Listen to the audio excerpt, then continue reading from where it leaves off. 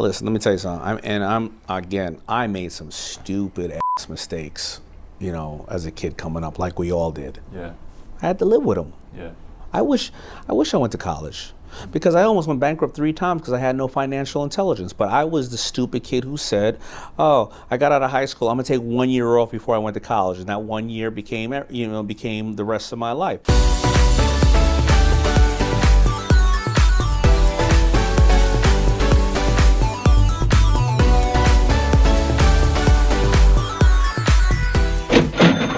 Hi guys, welcome to the Vlad Catcher Show, where we interview the most successful founders and entrepreneurs.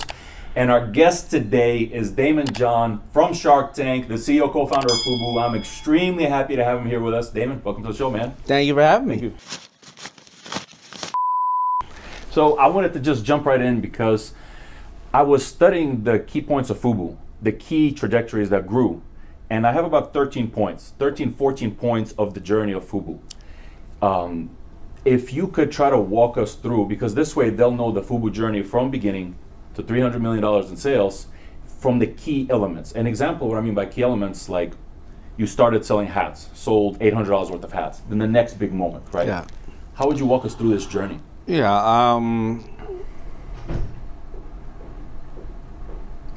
Idea number one is realizing at 20 years old that I could put my two loves together, hip hop and fashion. Yeah.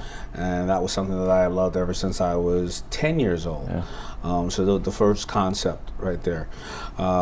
Number two was I have a community that is not being spoken to, and somebody's not solving the problem because they're feeling neglected. And the community wasn't about a color, it was about a culture.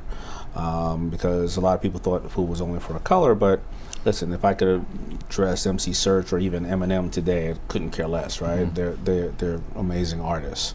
All right, that was number two, that there was a need in a market.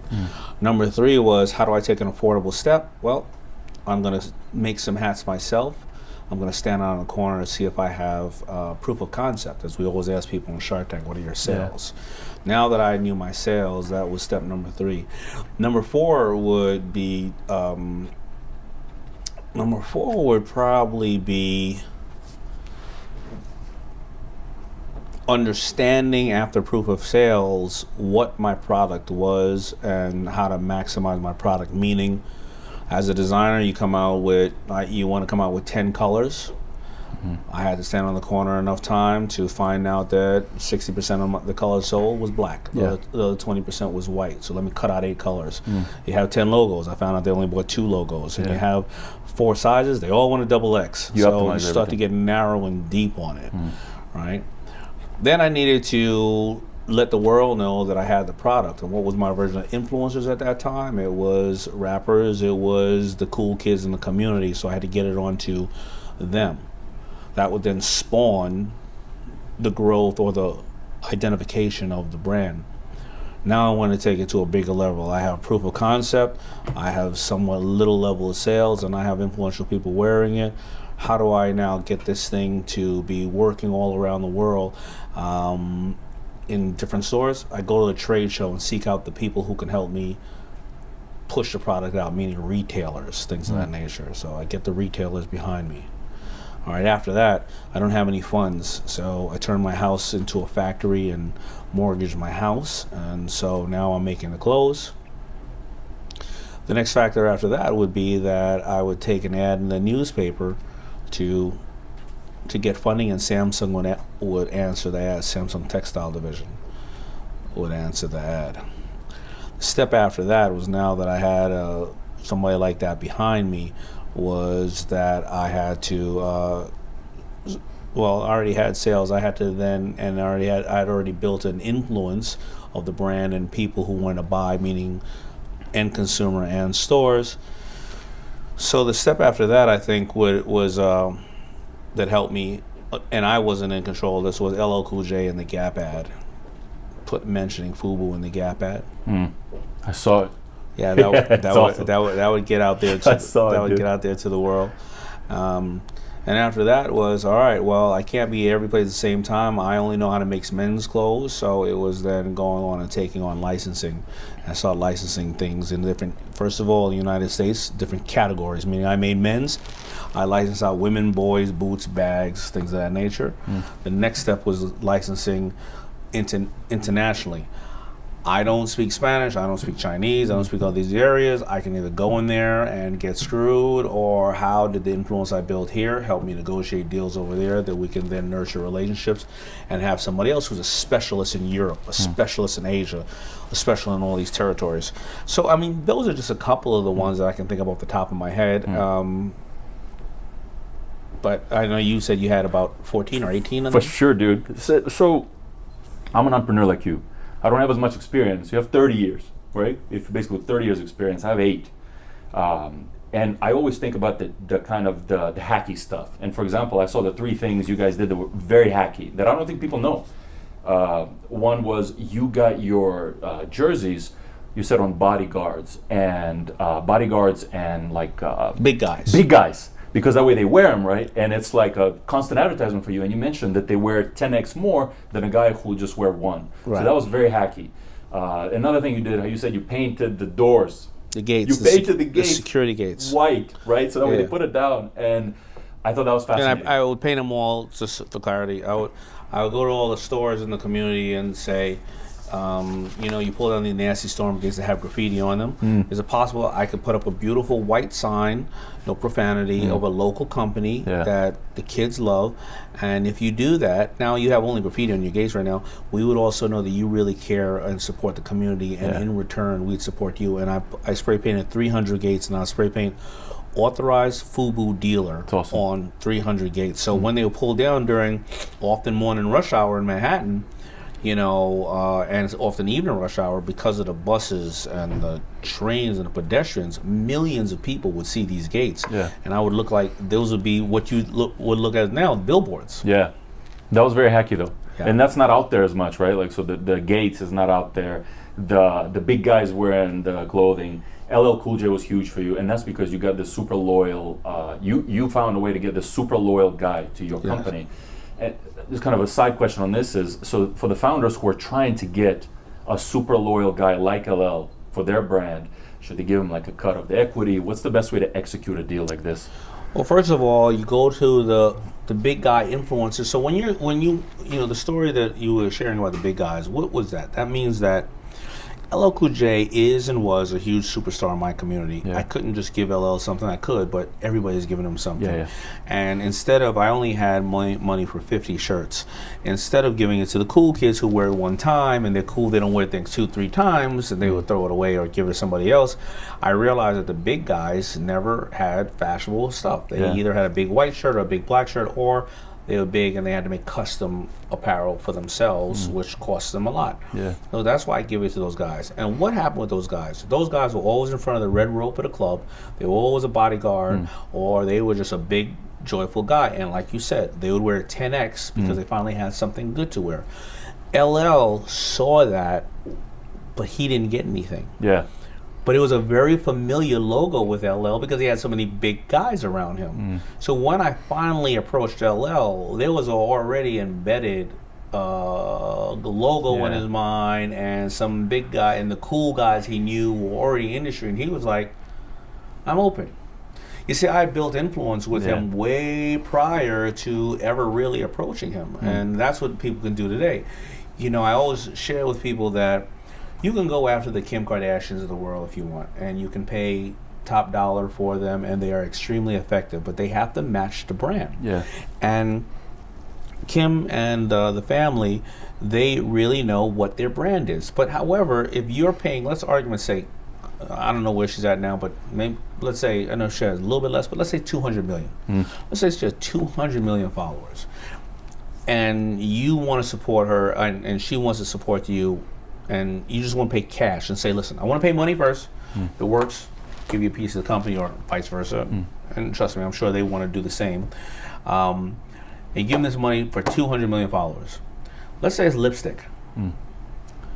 Well, I always say this, I use this example a lot. 25% of the people that are following her love her.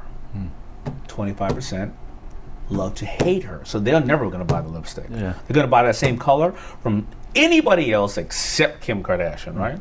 And the other 50% maybe males who just love how beautiful she is or love the story of her and Kanye. Yeah. They're not buying lipstick either. So you've just paid for 25%. Yeah. Right? You paid for 100% of only 25% what you get. Why do I say that to the founders right now? Because you'd rather get somebody you'd rather get 1,000 Kim Kardashians who each have just 1,000 followers. And you want to pay them. Why? Because if they're not a public person and stuff like that, probably 90% of the people follow them because they want to follow them and they worship them. Right? So a lot of people always want to hit this big target up here, but that's not where you start. And even when I see people who say, all right, you got influence right there, but I also see people say, I want to be a Walmart. Well, why? I want to be a Walmart. What's your why? Why do you want to be a Walmart? Because when you're in Walmart is a big company, right? And there's a lot of risk for both Walmart and you. Why aren't you dealing with the specialty stores? The specialty stores always blew my business up. You know why? Because if I sell to Walmart, when they sell out, or if they sell out, they may reorder, here, there, whatever the case is, or every quarter, whatever the criteria is. When a specialty store, who the proprietor owns the store and they're paying their rent off of every single thing they sell, when they sell out, they're ordering right away. They're also an ambassador. They're also, when you come in the store, hey, they're telling people this is what really sells really well. You go to Walmart, you got to find somebody hey, So you got to understand, a lot of people like to start here. When it's not here, they start. And it really starts with creating influence first in whatever relationship it is, Yeah, you're just suggesting to them to take the grassroots approach, right? Like find your 100 people who love you instead of the million people who kind of like you. Yeah. Grassroots, and then eventually you can get the big guys because you did so much grassroots work like you did with 100% with the bodyguards and the bigger guys in the community. Yeah. Were there any other hacks? I call these hacks, right? Creative ways to gain customers. Were there any other creative hacks that you did to really increase demand or sales for Fubu? Plenty. What are a few more of them? When we first started out, I think a 30-second commercial on MTV was $6,000, and a 30-second commercial on BET was $1,000. Got it. Now that's according to Nielsen ratings, right? They're able to, like any business we're in, even podcasts, whatever the case is, your numbers reflect how much you can charge. So let's say, argument's sake,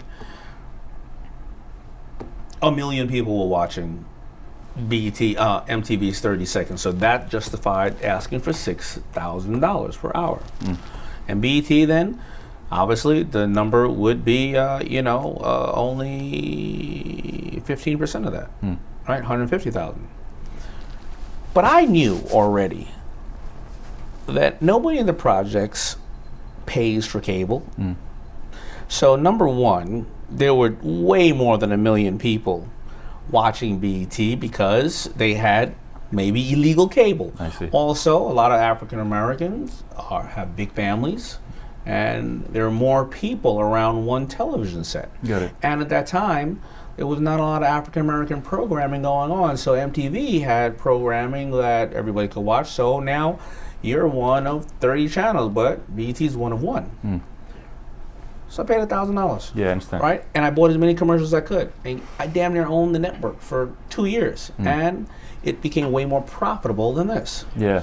Another hack was, at the time when they were blurring out logos on all the jerseys and all the things, because they said, we don't want to give free advertising. So even if I brought a product down to a video set, they couldn't wear it or it was a big blur.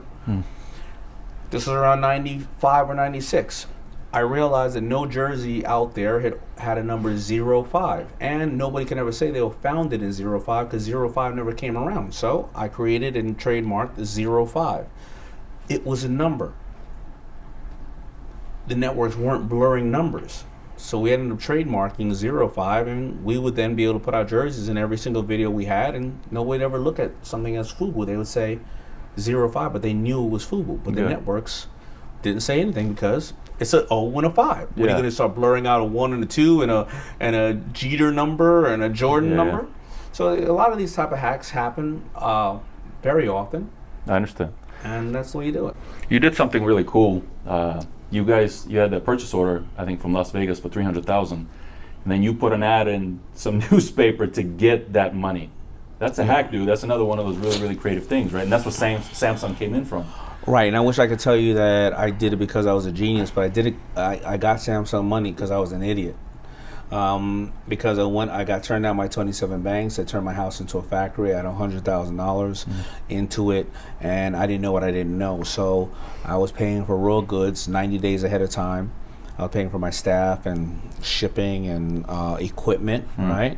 And at that time, of course, accounts receivables, the retailers weren't paying me for 30, 60, 90 days. Cash flow problems, yeah. I was about to lose my house. Yeah. Turned around and had $500 left. My mother said to me, "You got one last chance. Let me just take an ad in the newspaper." I said, "We have nothing to lose. Go ahead."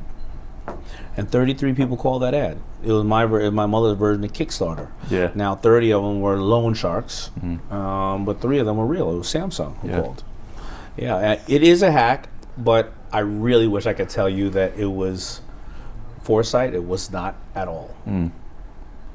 I love this journey, dude.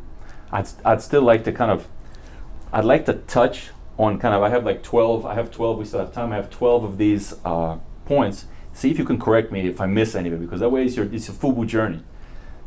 You had a passion, you realized when you were young, just correct me like if I'm off.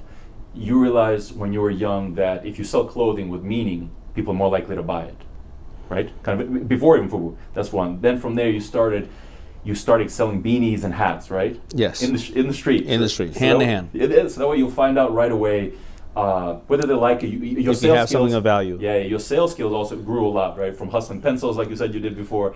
Your sales skills grew a lot, and you had proof of concept because they were buying it. Yeah. So then you were not ready to take the plunge yet, and that's why you kept working for 5 years during this time while you were still probably optimizing, right? You were optimizing. What was the key thing you were trying to do during that 5 years? Were you working more perfecting the product, or what was the key thing you were trying to do during those 5 So years? you're talking about the 5 years that I worked at Red Lobster, Yeah, while you were still hustling on and this I was still doing the hats. So Yeah. I would work an average of 20 hours a day for 5 years, and the reason I did that is because I wanted to have enough time and I wanted to have enough resources to be able to know that I left everything on the field with the company. Yeah. And if I would have just left everything and left Red Lobster, then I would have been focused to having to make the company a success in 6 months, where it was unrealistic. But if I could put that time in and work at Red Lobster, I made my $30,000 a year. Yeah. I had medical benefits. I was taking all the food home from Red Lobster and eating that. I would tell the Red Lobster other waiters to come to a flea market on the weekend and help me sell goods. It allowed me to make a lot of mistakes on a very small level, but over the course of 5 years. I also rented out rooms in my house. So now I'm renting out rooms for whatever, $35 a week. So it's helping me pay down the mortgage and obviously do what I want to do. Did I sacrifice a lot? Not really. I'm 20 years old. Yeah. I didn't have kids. I didn't have anything else at that time. So I was able to put the work in at that time. I knew I wasn't going to be able to put that work in later on in my life when I was older with kids and a wife or whatever the case is. So that was really one of the things that, but more importantly for the founders, and this is something every single successful person watching this can agree upon, I loved what I was doing. Yeah. I just loved it. And that's why the 5 years didn't feel like any time, because first of all, and everybody here knows how it feels when you first see somebody with your product or your service and they have the they have this joy in it for what they did, and you validate that you have something worth value to them. Yeah. And I loved seeing that, right? So every day I'd want to make a different kind of hat, a different kind of shirt, whatever the case is. I want to put it on a different person. Oh my God, I see a person walking down the block with it. I never thought about wearing it like that. That's cool. Yeah. Right? They're interpreting it a different way. Right? So that's why I could do it on the 5 years. So if anybody right here is watching saying, Jesus Christ, you think I got to put 5 years into this crap that I'm doing, then you shouldn't be doing it because you hate what you're doing. You're doing it for the wrong reason. For sure. And after you worked for 5 years, had some stability, had more sales, eventually left, went to the LA conference. I'm sorry, Las Vegas Las Vegas trade show. Yeah. Sold 300,000. After sold 300,000, leverage that to get your house into a factory. Yeah. Right? Your mom Yes. took out a mortgage, moved your friends in. That's when Fubu started pumping. Then after you leverage this, then you started putting it out in the community. Yes. Right? Getting the big guys, getting the store walls, marketing. That was your marketing to grow it. Then you had more big moves, and you got some big guys on board, such as LL. Right? Then after LL, your company, is this the moment that it blew up? Is that when it did the 350 million per year? Meaning the community's buzzing from the walls to the, was it in stores already? It was in stores already? It was in stores already, but again, it was in stores already. But again, you know, as we're going to talk about the book Power Shift, it was in stores in a different way. You know, a lot of kids would sell stuff to the stores, right? And that's fine. But I used to go in and see, why does Timberland and Nike have these big displays? Well, I don't have money for displays, but it was in the hood. So what would I do? I would just run off 1,000 posters and go in and poster the walls and make them, and not attack it, make it look really cool like this area. And I would ask the store owners, put me over in that corner where it looks like crap. And so I would go to stores and do that, and that's why it started to build this little thing, you know, because I started separating myself a little bit from all the other brands who just sold them stuff.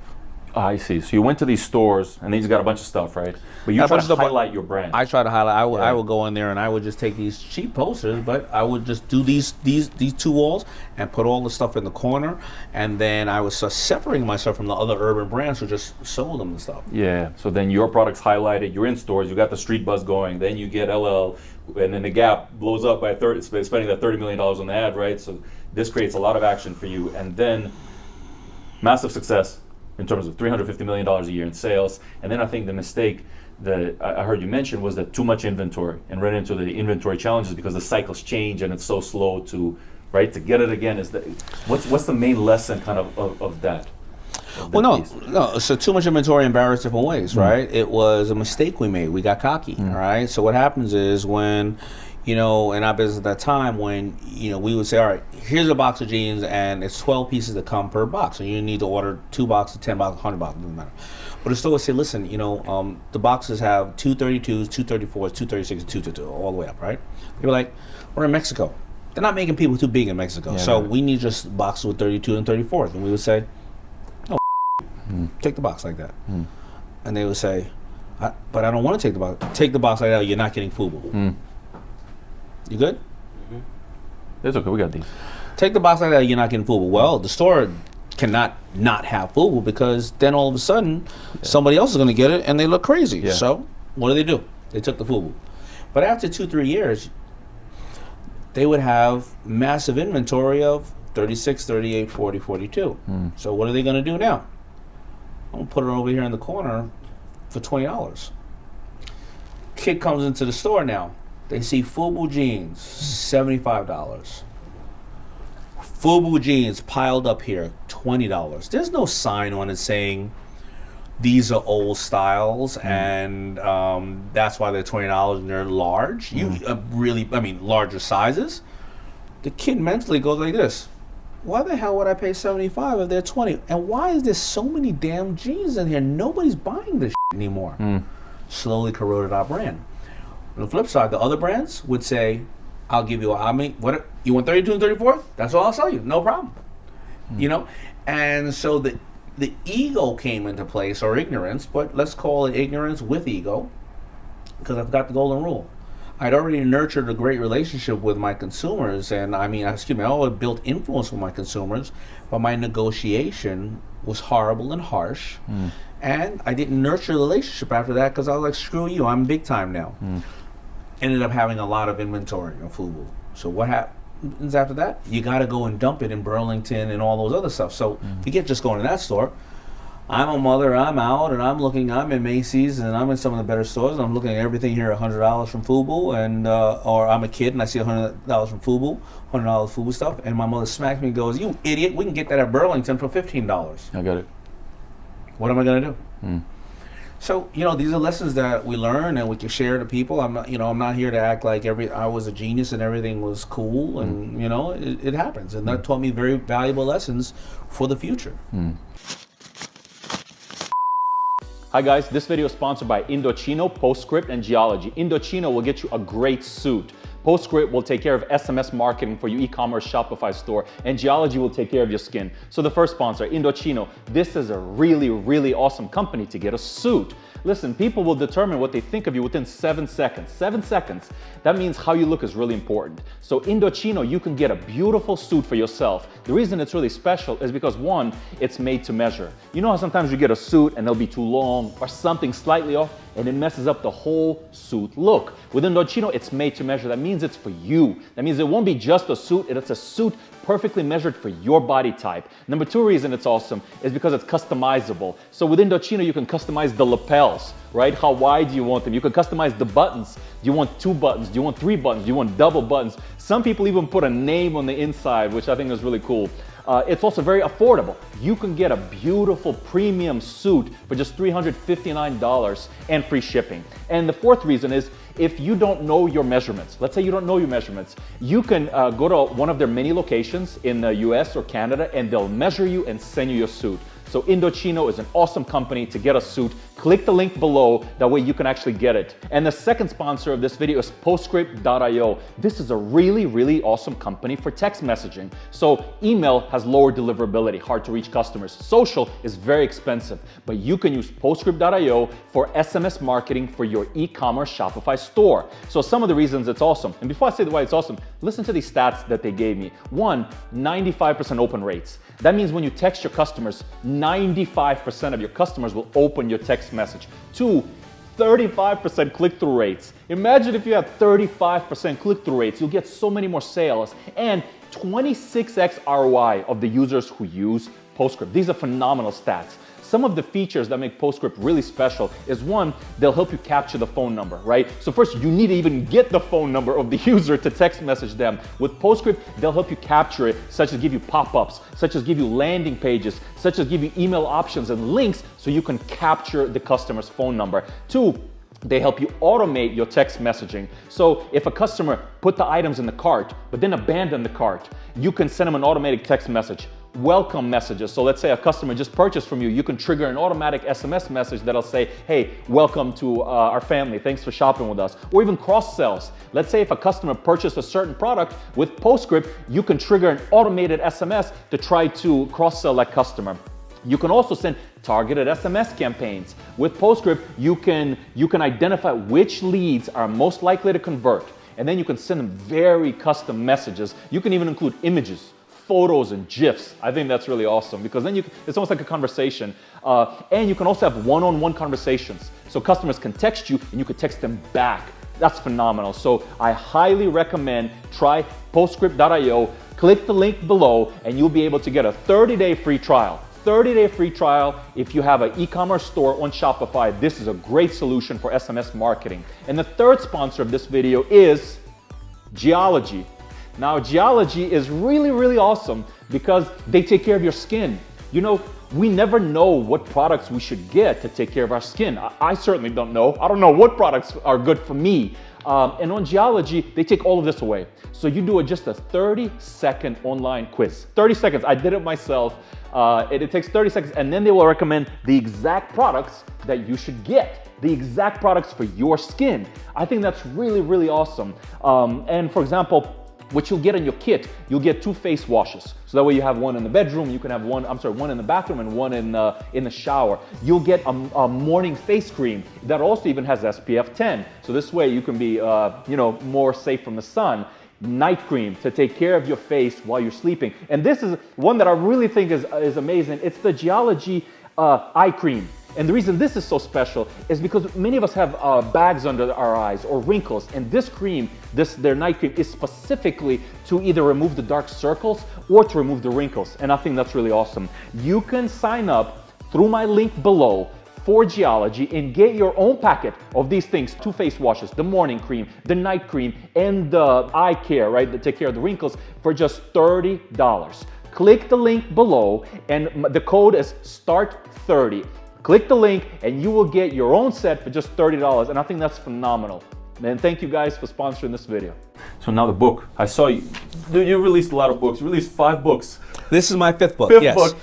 Not bad for a dyslexic kid who got left back. And you even had an album, visualized album, I have a motivational visualized album. album, motivational. I'm Yeah. not singing and dancing. I'm not. Don't worry about that. I'm not going to insult the true artists out there. I'm just doing my motivational speeches, and somebody scored it. Which is cool, dude, because that stuff's so great for working out, right? As you're running, as you're pushing, that's what you actually, I listen to. I listen to motivational stuff when I'm running, right? 5 That's miles. exactly why I did it, because if you hear my speech once, you've heard it a million times. But just like when you hear Martin Luther King's speech on Yeah. MLK Day, and the DJ Yeah. puts a beat underneath it, you go, Yeah. wait a minute, I want to run to that. Yeah. So this Power Shift book, what's it about? What are the main things you're trying to convey from this book? So this is my 5th book, and what I do on each one of my books is I compile all the most commonly asked questions that I've had out in the market, because I can't be everywhere to everybody, and then I answer them all in a book. And then when I find that I've been asked a lot more questions in a different category, then I sit there and put them together. Now, my last 2, one was Power Broke. You don't need money to make money. Then people want to know, how do you spend and maximize your time? Rise and grind. Here's how. What's the difference between the 24 hours you're given in a day and my 24 hours? Why are you more successful than me, or me more successful than him or her or she, whatever the case is, right?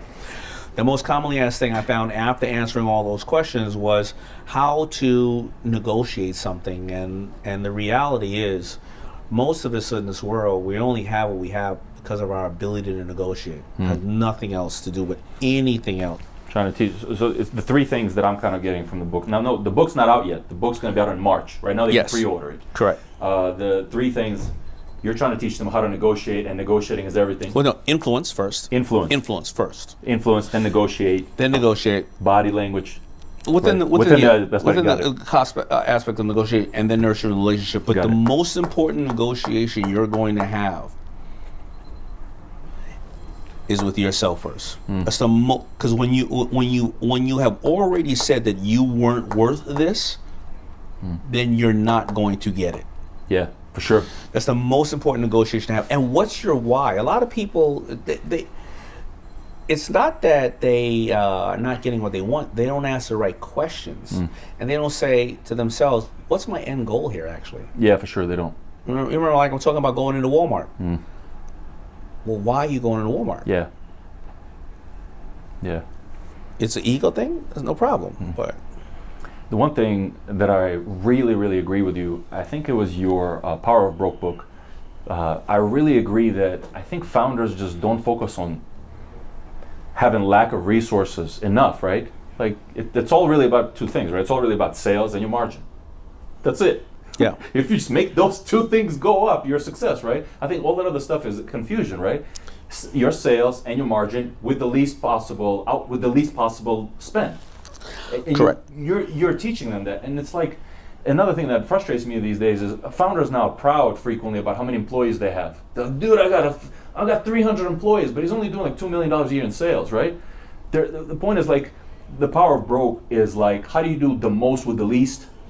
Yeah, and I want to be honest. Like, I was only able to write that after I was broke, and I did it. But then when I had money, and I thought that I could answer I did exactly what you're saying. The mistake the founders made, because I had money. I thought, okay, now that I'm here, Yeah. Let me do that. But that's exactly what it is. But that's.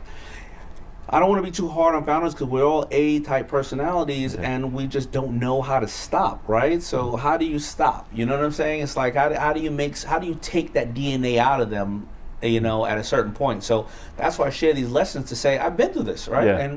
And you're gonna go through this, and we're gonna make some mistakes. I have had to recalibrate what I did and say, you know what? Why this fail? Because every single thing that I have failed at in the past, I did this time, or the thing I succeeded at. I'll give you an example. Every single time that I have succeeded, there's been 3 things in play. Number 1, I absolutely loved what I was doing. I loved it. Clothing, writing books, motivational speaking, being on Shark Tank, and whatever the case is. Number 2,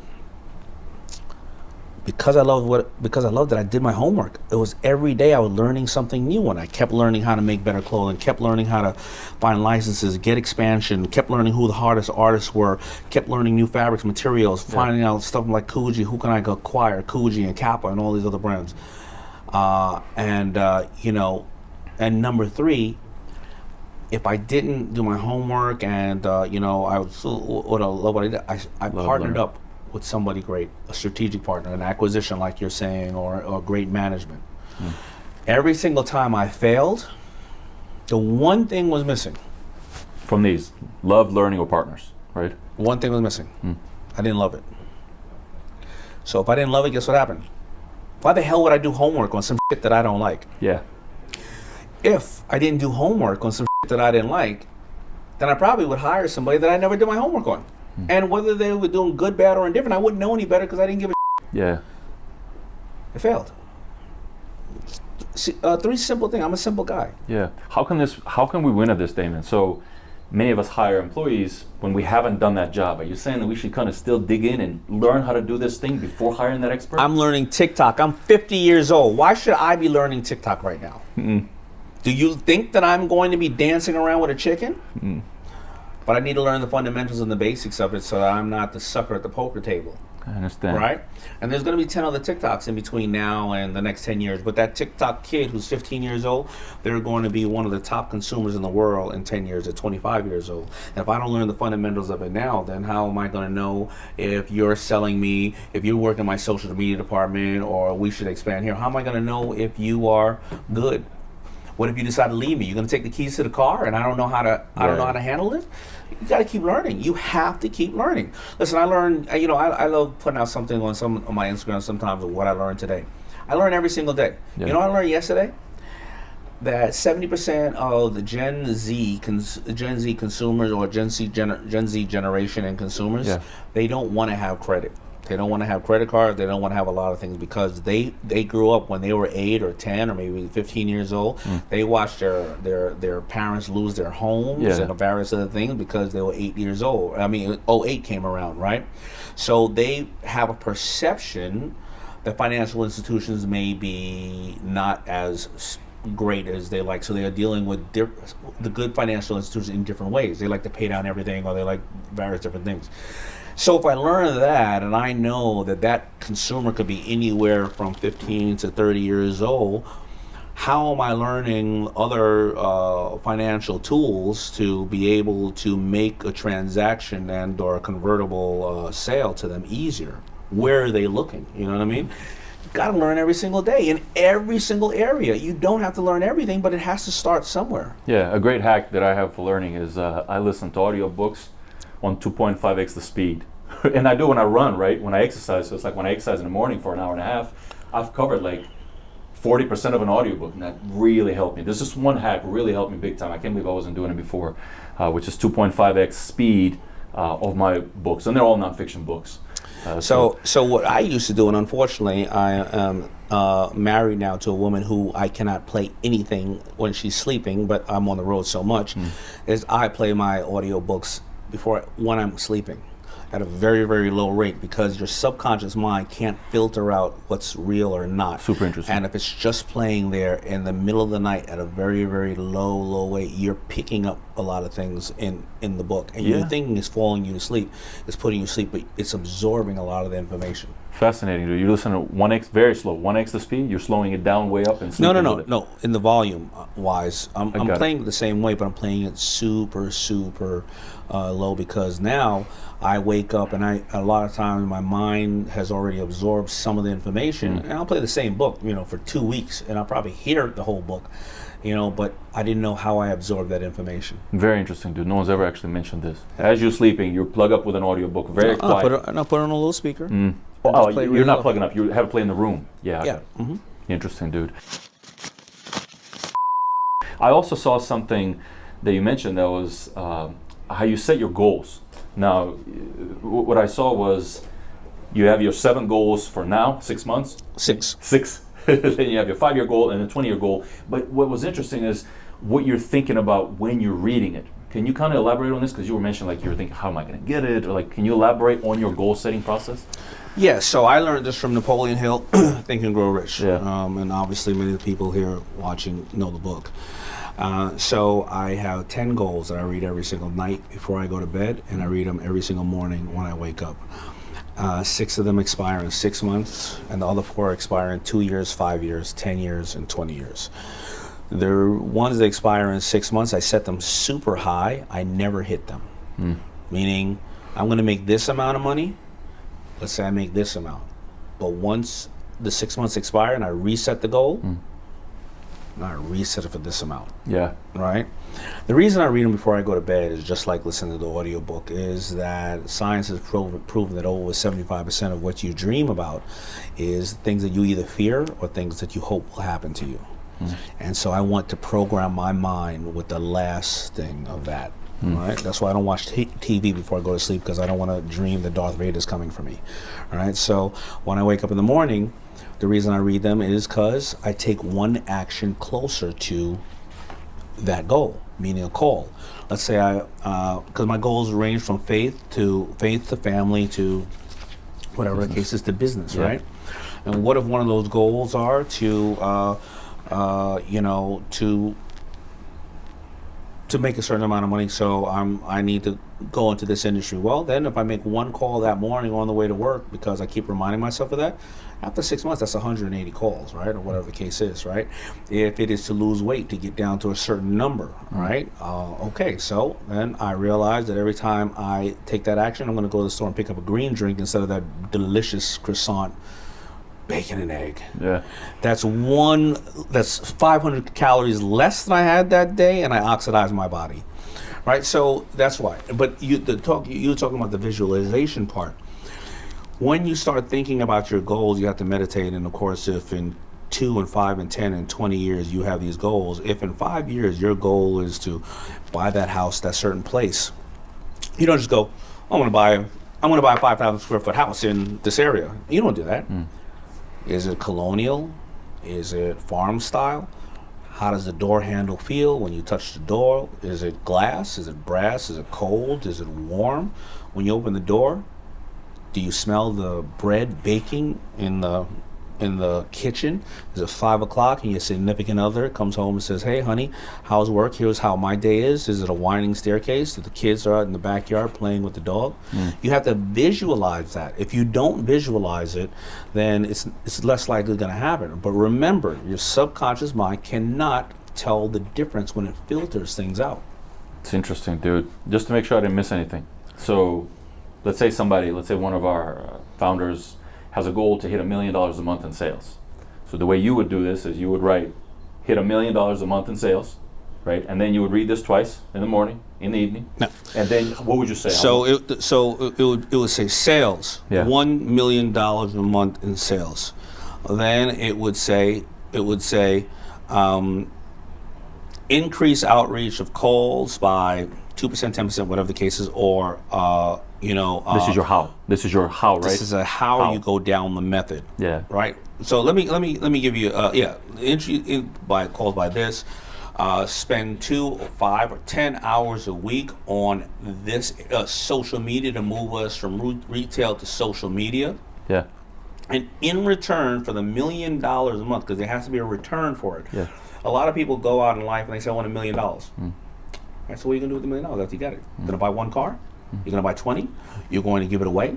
You're going to live off $50,000 a year for the next 5 years and travel the world and feed starving kids?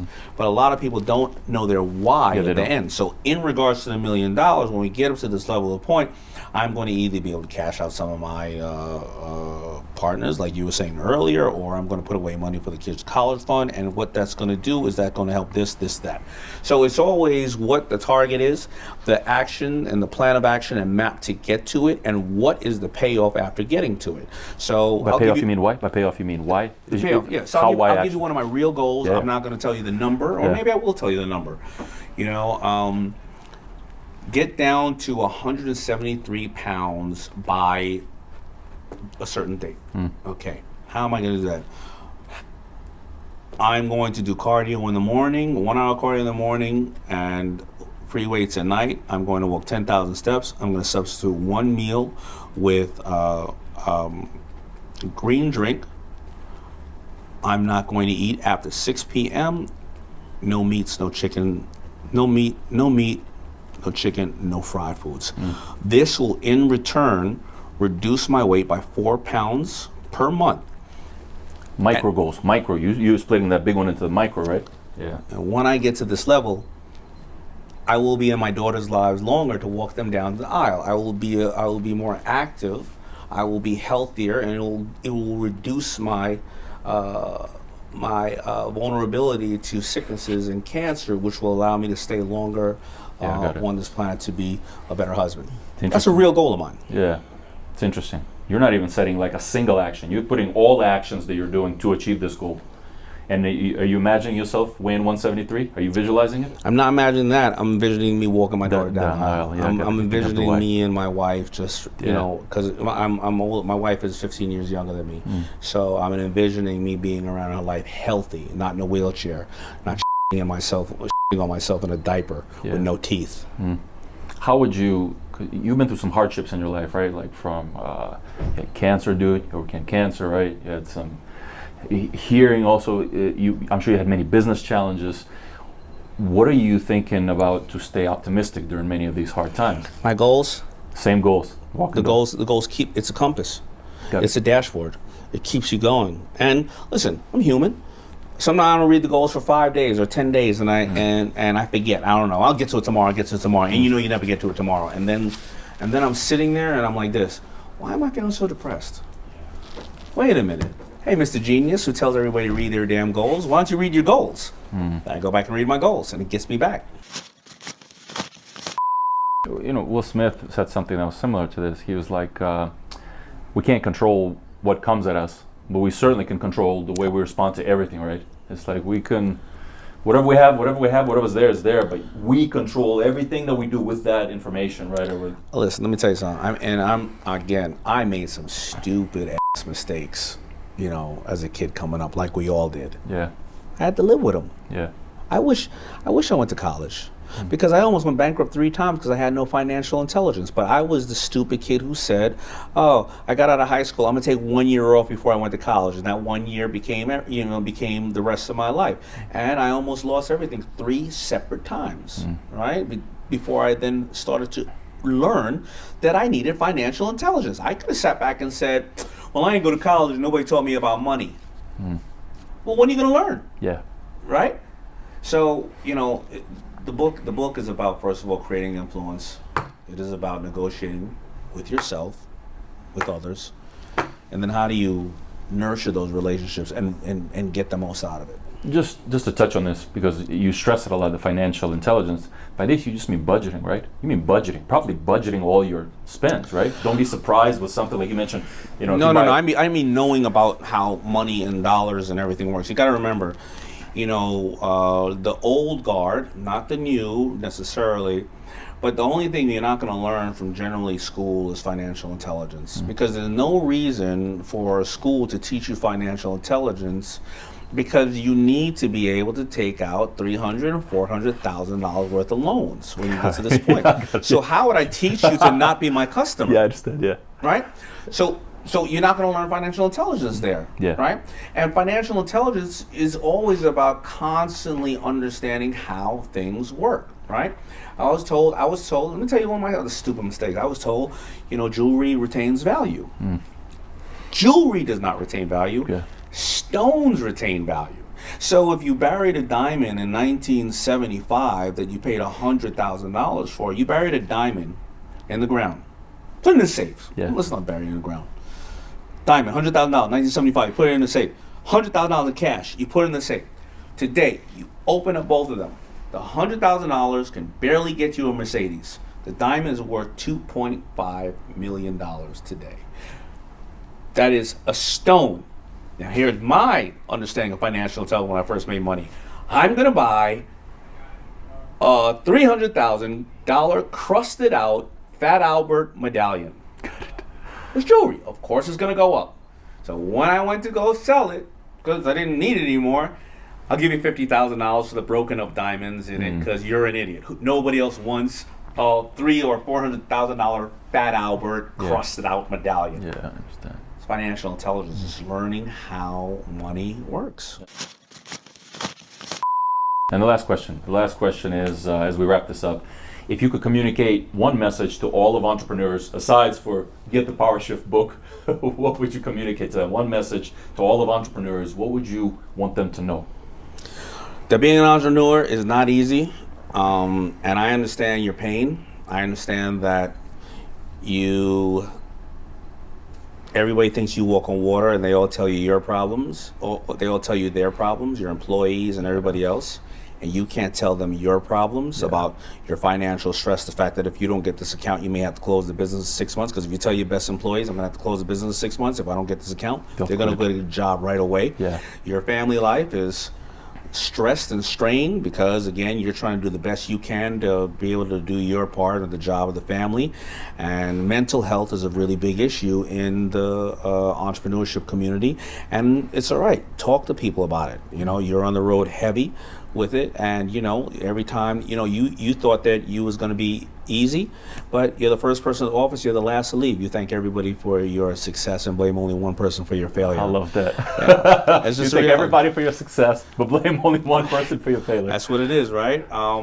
Listen, Lori likes to say, you become an entrepreneur to work 80 hours so you don't have to work 40 hours. But you're in charge of your own destiny. And if you look at Kate Spade and Anthony Bourdain, and unfortunately what happened to them, it shows that it is not easy. So don't let all these people fool you how glamorous it is. It's not.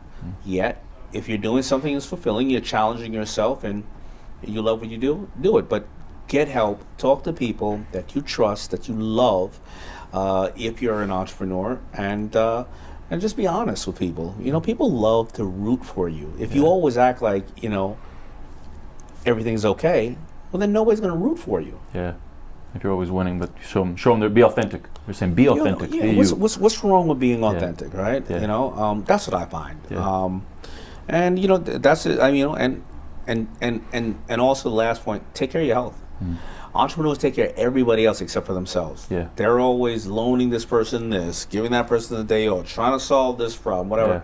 But take care of yourself, because what's going to happen if you're not here? Yeah. Guys, thank you so much for watching this episode. Again, thanks Daymond John for stopping by and sharing all of this startup advice. Get us book, Power Shift. It comes out in March. Power Shift. If you ever want to contact me, I'm Daymond at daymondjohn.com. So you can contact me there and follow me on social media. Make sure to check out his Instagram. Many videos. He posts a lot of videos. Yeah.